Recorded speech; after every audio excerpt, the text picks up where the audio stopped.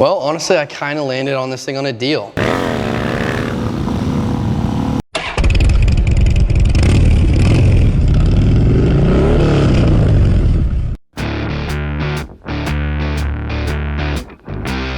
What up guys, it's Lance Corey here at Thrashin Supply, and on today's bike check, we're going to talk to Jack Hudson about his interesting 2003 Dyna Wide Glide.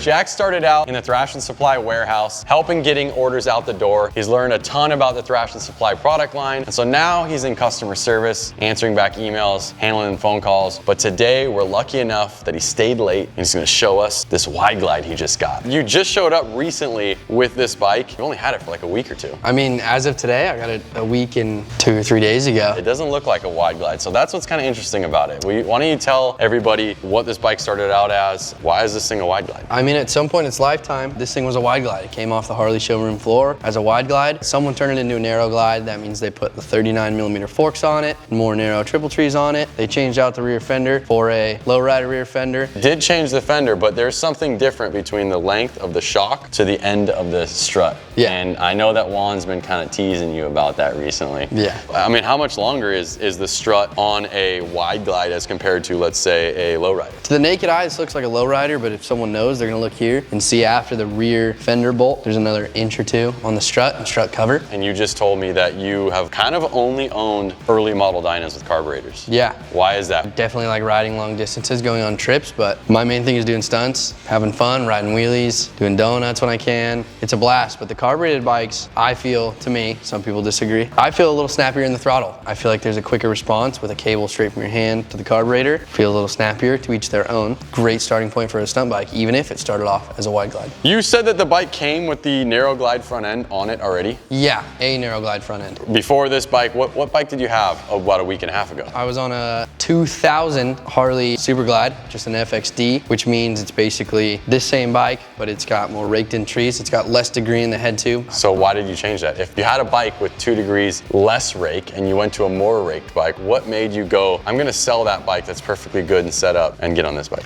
Well, honestly, I kind of landed on this thing on a deal. And at first I was pretty unsure, stunting on a lowrider versus a Super Glide, but all these coasting boys and got their opinion, and they're all saying it's just a different type of ride. You can get used to it, it's fun, they rip. Swapped all my parts over and started having some fun. Actually, when you pulled up within a couple days, I was like, dang, he already outfitted the bike. And then I had said on the bike check, let's do both bikes.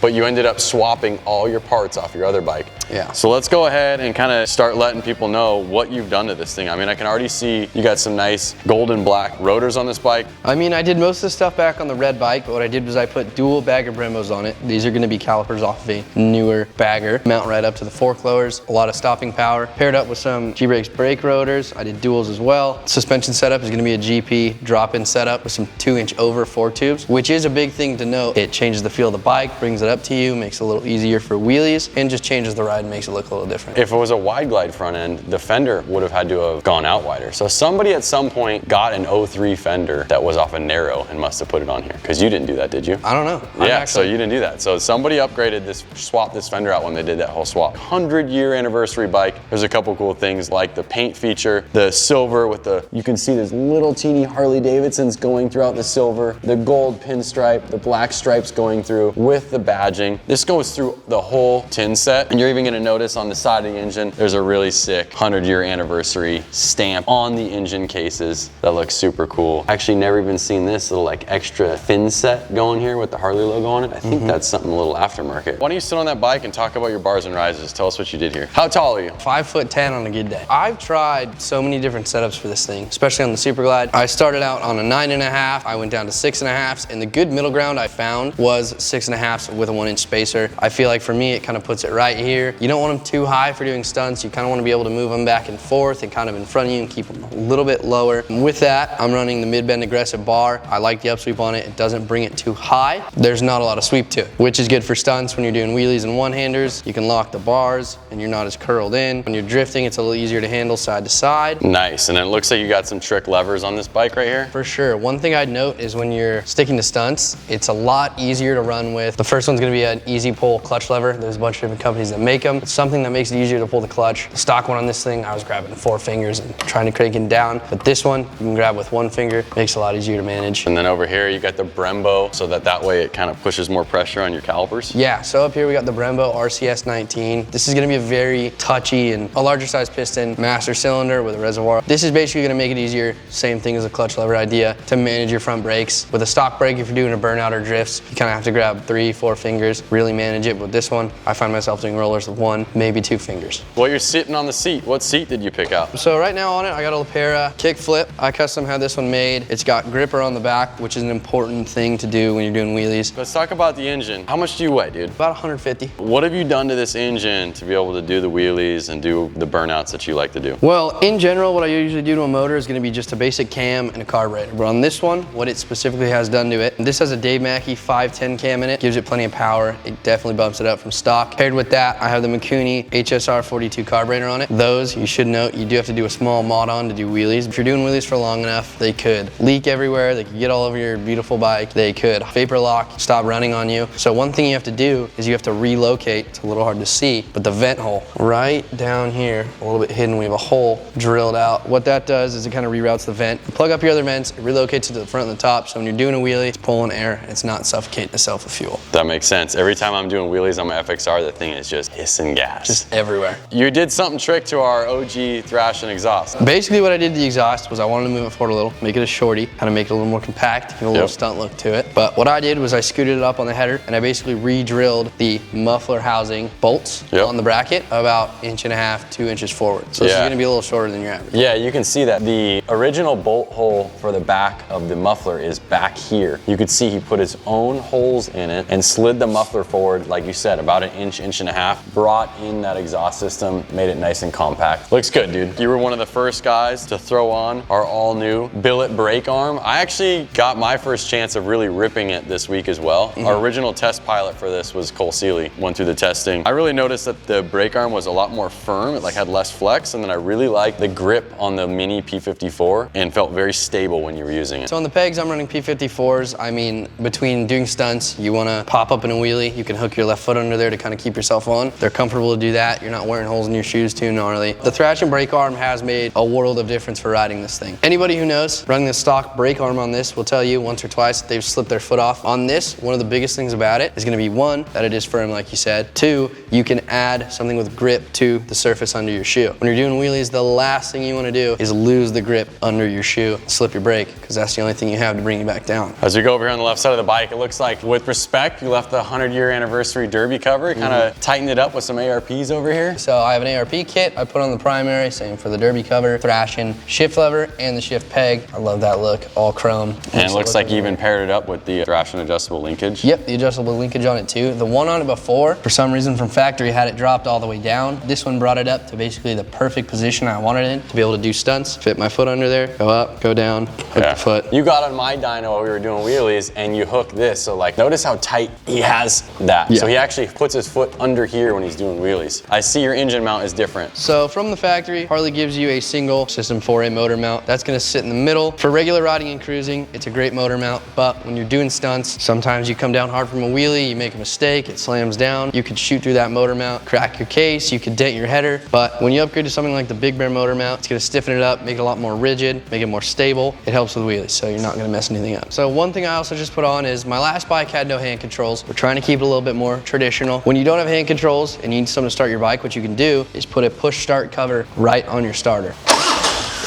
What do we got going with your shocks back here? In the rear for the shocks, we're just running some drag specialties, 13.5s. I played around with different sizes, different brands. This comes down to a cheap option for a good size shock. I've always liked to run a 13.5 just for my height, how the bike rides. Decent shock, great riding. First of all, you don't have a chain drive. Second of all, what tires are you running on this thing? And do you find yourself using a specific tire that you like to ride with? Is this just what came on the bike? In the rear right now, I'm running a Shinko 999, size is a 150, 80, 16. my opinion, this is one of the better stunt tires. They're cheap, they're not a bad check to dish out for a tire you're gonna ruin on purpose, but they also perform great. I mean, I've had one on for a while. They do miles when you are riding, but when you're doing stunts and you're doing a stunt show, it's a really easy to read tire. You can do a couple burnouts, it gets warm and it slides pretty easy, but also you let it cool down for a minute, has just enough grip to pick up into a wheelie, which is a lot to ask from a tire. What about front tire? I usually like to run a Shinko 777 in the front. That's one of the stickiest tires you can get, and as someone who's always throwing their bike around, doing burnouts, you want as much grip as possible, and the 777 does that. Thanks for giving us a rundown of your bike. I think it's time you fire this thing up. Show us what it's like on the road.